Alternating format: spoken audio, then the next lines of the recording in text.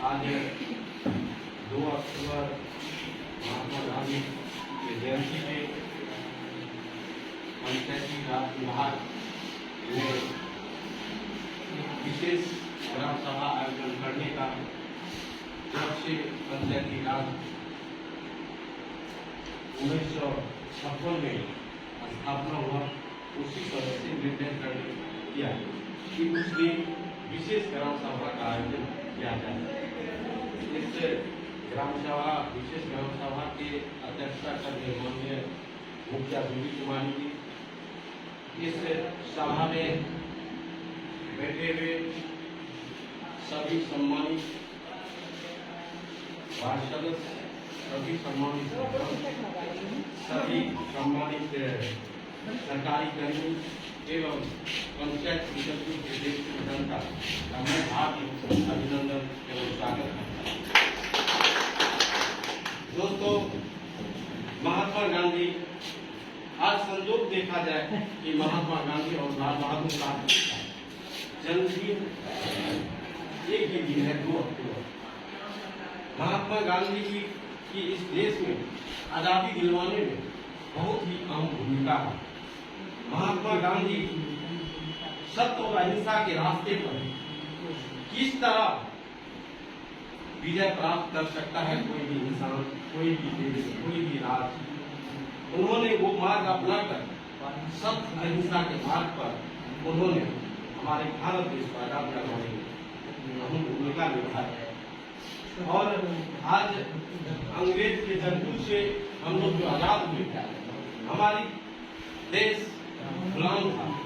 महात्मा गांधी ने अपनी पढ़ाई पूर्ण होने के बाद जब देश में आने के बाद उन्होंने निर्णय लिया कि मेरा देश गुलाम, उन्होंने आजादी के लिए अपना संघर्ष जारी किया और संघर्ष जारी करने के साथ साथ जितने भी भारतीय हैं उनको जगाने का काम किया, उनको बताने का काम किया कि आप मेरा साथ दो, देश आजाद हो जाएगा। सत्य और अहिंसा पर हो, देश आजाद हो जाएगा। उन्होंने देश की आजादी में अपना अहम भूमिका निभाया और भारतीय जितने भी शहीद वीर रहे हैं उनका साथ सभी जान विश्वास अपना जान गवा बैठे, क्योंकि देश की आजादी। महात्मा गांधी का ही सपना था कि पंचायती राज, क्योंकि महात्मा गांधी का कहना था कि जब गांव विकसित होगा, गांव में शिक्षा आएगी, गांव जो है सुदृढ़ होगा, तब ही मेरा देश विकास कर सकता है। उस समय ही उनकी सोच थी कि पंचायती राज आए। जब आजादी होने के बाद 30 जनवरी 1948 को भारत के ही नाथुराम गोडसे उन्होंने गोली मार उनका हत्या कर। उन्हें जब गोली लगा उन्होंने एक ही बात बोली, हे राम। और उनका ये था कि मैंने अपने देश के लिए जितना भी मुझसे हो पाया मैंने किया और देश को आजाद दिलवाने में अहम भूमिका निभाया। उसी के रास्ते पर हम सभी ग्राम पंचायत वासी चलेंगे। सत्य और अहिंसा पर यदि चलेंगे तो हमारी विजय जरूर होगी। हमारे महात्मा गांधी का जो सपना था कि गांव विकास विकसित हो, गांव में शिक्षा है और गांव में हर एक अंतिम पैगाम पे हर एक व्यक्ति तक सरकारी लाभ पहुंच पाए, तो यदि हम सभी ग्रामवासी, हम सभी निर्वाचित सम्मानित वार्ड सदस्य और सभी यदि एक कदम से कदम मिलाकर चलने का प्रयास और कोशिश पूरा भी करेंगे तो जरूर महात्मा गांधी का सपना पूरा हो। और इस सपना को पूरा करने के लिए कोई एक व्यक्ति इस सपना को पूरा नहीं कर सकता। इस लोकतंत्र में लोकतांत्रिक अधिकार, चाहे राष्ट्रपति हो, प्रधानमंत्री हो या कोई भी व्यक्ति हो, आज बाबा भीमराव अम्बेडकर ने जो संविधान बनाया, उस संविधान में बाबा भीमराव अम्बेडकर ने हर एक व्यक्ति को समान अधिकार दिया। बाबा भीमराव अम्बेडकर का ही जो देन है और संविधान में हम सभी, चाहे राष्ट्रपति हो या गरीब हो, अमीर हो, सबको एक ही मत देने का अधिकार। और सभी व्यक्ति एक ही मत का अधिकारी हैं। हम सभी जनप्रतिनिधि को यदि ग्रामवासी ने एक एक वोट देकर जिताने का काम किया है तो शायद हम दोनों से एक उम्मीद बांध के उन्होंने उम्मीद पर खरा उतरने का सोच रखकर उन्होंने अपना एक एक मत दिया। पंचायती राज में जिस तरह लोकतांत्रिक व्यवस्था में चुनाव होती है, चुनाव में बहुत सारे प्रत्याशी खड़ा होते हैं, चाहे वार्ड में भी शायद कोई भी अपने ग्राम पंचायत के वार्ड सदस्य में कोई भी निर्विरोध चयनित नहीं हो, चाहे मुखिया की चुनाव हुआ उसमें भी बहुत सारे उम्मीदवार थे और सबका एक ही सपना था कि मैं जीतकर इस पंचायत बिशनपुर को किस तरह आगे बढ़ाऊं, किस तरह समाज की न्याय की बात करूं, किस तरह समाज विकास की ओर चले। इसी के उम्मीद और आशा के साथ हम लोगों को बहुमूल्य वोट दिया और हम लोग जीते। अब हम लोगों के सामने बहुत ही कड़ी परीक्षा है। समाज ने जो सोच के, ग्रामवासी ने जो सोच कर हमें अपना प्रतिनिधि, अपना मालिक बनाया, क्योंकि मालिक इसमें जनता ही होता है, लेकिन एक गार्जियन स्वरूप जो बनाया और मुझे जो हक दिया, अब हम लोग 5 साल में किस तरह उनके कर्ज को उतार पाए, ये हमारी दायित्व। ये कर्ज मैं सोचता हूँ कि माँ के दूध से कम की कर्ज नहीं। जिस तरह कहा जाता है कि माँ की दूध का कर्ज कोई भी उतार नहीं सकता, तो ये जनता ने हमको माँ जिस तरह अपने प्यार, अपने दूध पिला के और पाल पोस के इतना बड़ा की है, उसी के फलस्वरूप समाज ने जिस तरह हमें माँ की दूध की तरह 5 साल समाज को सींचने के लिए हमें मौका दिए हैं, तो माँ के दूध से कहीं कम नहीं है। इस माँ के दूध के रक्षा के लिए हम सभी मिलकर जितना काम करें उतना इस पंचायत की तरक्की होगी, इस पंचायत की विकास होगी और इस पंचायत की चर्चा दूसरे भी पंचायत में किया जाएगा, दूसरे जिला में भी किया जाएगा। ये एक व्यक्ति से संभव नहीं। इसके लिए हम सभी को प्रयास करना पड़ेगा। हमारे जितने भी पंचायत में सरकारी पदाधिकारी, कर्मचारी हैं, उन्होंने अपना ड्यूटी निभाते हुए 60 साल की उनकी सेवा करने का उनको अपने मेहनत से, अपने लगन से, अपने शिक्षा से उन्हें मौका मिला है। 5 साल में तो कोई भी मुखिया या कोई भी पोस्ट जा सकता है, लेकिन 60 साल वो लगभग जो है वो बहुत सारे मुखिया जी के द्वारा, मुखिया जी के कदम से कदम मिलाकर और समाज में अपना काम करने का काम और समाज को आगे बढ़ाने का काम किए। इसी आशा और अपेक्षा मैं सारा पदाधिकारी, सभी वार्ड सदस्य, सभी पंच और सभी सम्मानित जनता से भी आग्रह करते हैं, आप लोग भी अपने विचार दीजिए। हो सकता है कि हम जो निर्णय लेते हैं वो निर्णय हमारी सही भी नहीं भी हो सकती है, क्योंकि कोई भी इंसान 100% कोई भी काम नहीं कर सकता है।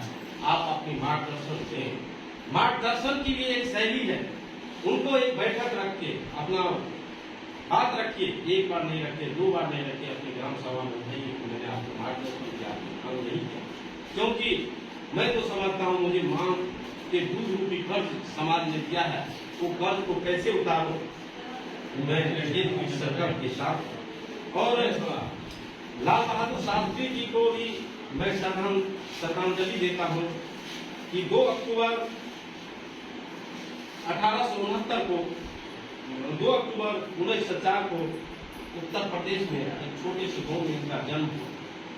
इन्होंने जब अपनी पढ़ाई, इनका 1.5 साल की, 1.5 साल के जब ये 3 भाई बहन थे, 1.5 साल जब इनके उम्र थे, इनके पिताजी का देहांत हो गया।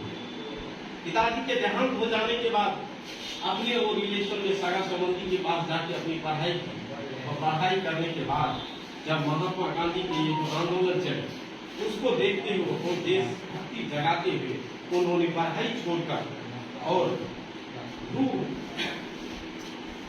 काम रहा है, उन्होंने पढ़ाई छोड़ के अपने देश को आजाद कराने में लगा। और जब ये देश की आजादी में अपना अहम भूमिका निभाने चले तो इनके माता बहन सभी इनके विरोध हो गए कि तुम पढ़ाई करके नौकरी कर लो, क्या अंग्रेज के खिलाफ लड़ते हो। इन्होंने अपनी माँ से बोला, माँ हो सकता है तुम्हारा मन बेटा हो, लेकिन मैं इस देश का सेवा करते रहूंगा, मैं इस देश में मुझे सब अपना बेटा समझे। इन्होंने उस उम्र में महात्मा गांधी जी के साथ देश को आजाद कराने में निकल। जब हमारी आजादी हमको मिली, आजादी मिलने के बाद कांग्रेस की सरकार बनी, उस कांग्रेस की सरकार में इसे रेल मंत्री बनने का सौभाग्य प्राप्त हुआ और जवाहरलाल नेहरू उस समय के प्रधानमंत्री बने। जब ये रेल मंत्री बने तब एक छोटी सी दुर्घटना हो गई थी ट्रेन में, जिसमें कि कुछ यात्री की मृत्यु हो गई। इन्होंने जवाहरलाल नेहरू जी को अपना त्याग पर रेल मंत्री का इस्तीफा भेजा। उसका अगले दिन सदन चलने वाली थी। सदन में जवाहरलाल नेहरू आए और सदन में उठकर उन्होंने आंख में आंसू भरते हुए बताया कि आपने जिस तरह का हमारे भारतीय रेल में कार्य कर रहे हो, ये बहुत ही सराहनीय है। आप तो हम सदन, चाहे वहाँ पक्ष भी था और विपक्ष, ये लोकतंत्र की खूबसूरती है, पक्ष और विपक्ष लोकतंत्र की खूबसूरती है। उसमें उन्होंने बताया कि आप जिस तरह लगन से आप अपने प्रोजेक्ट, अपने विजन जो मुझे बता रहे हो और सरकार को बताते हो, वो बहुत सराहनीय है और हम लोगों की सरकार बन के आपकी इस्तीफा मंजूर नहीं होगी। वहाँ पक्ष और विपक्ष के दोनों सदन के सभी हाथ खड़े करके और सब मनाने का कोशिश किया और लाल बहादुर शास्त्री ने अपना इस्तीफा वापस किया और इन्होंने रक्षा मंत्री भी बनने का काम किया। रक्षा मंत्री जिस समय थे उस समय भी हमारे भाई जो पाकिस्तान अलग, भारत देश से अलग होके गए थे, उन्होंने युद्ध के लिए काम किया था। इन्होंने एक ही आह्वान किया, आप मेरे भाई हो, आप जो है युद्ध करना चाहते हो, मुझे लग रहा है भाई भाई से क्या युद्ध करूं, और यदि आप अपनी एक कदम पीछे नहीं हटेंगे, आप ये युद्ध करना चाहेंगे तो मेरी भारत के आन और शान की बात है। तो फिर मैं नहीं सोचता हूँ कि इस नक्शा से आप मेरा भाई एक हट जाए, नक्शा से खत्म हो जाए, नक्शा पकड़ने नामो निशान नहीं पाकिस्तान का है। उन्होंने ये आह्वान जब दिया तो पाकिस्तान की सरकार भी सोचने को मजबूर हो गया, उन्होंने युद्ध को विराम लगा। इसीलिए आज सौभाग्य की बात है कि इन सभी देशभक्ति और इन सभी देशभक्त के कारण हम लोग एक स्वतंत्र जिंदगी जी रहे हैं। इन लोगों को पुनः नमन करता हूँ और सभी ग्राम पंचायत के सम्मानित सदस्य एवं देवपुर जनता और सरकारी कर्मचारी आ रहे हैं, उनका तहे दिल से धन्यवाद देता हूँ। और जो भी अपना बात रखना चाहेंगे एक एक करके मैं इसके बाद मंच संचालन अपना विकास मित्र करेंगे। एक एक करके विकास मित्र रवि खन्ना जी एक एक करके जो भी अपना बोलना चाहते हैं, अपना बात रखना चाहते हैं, विचार रखना चाहते हैं, एक शैली में अपना रख के और श्रद्धांजलि अर्पित करें। इसी के साथ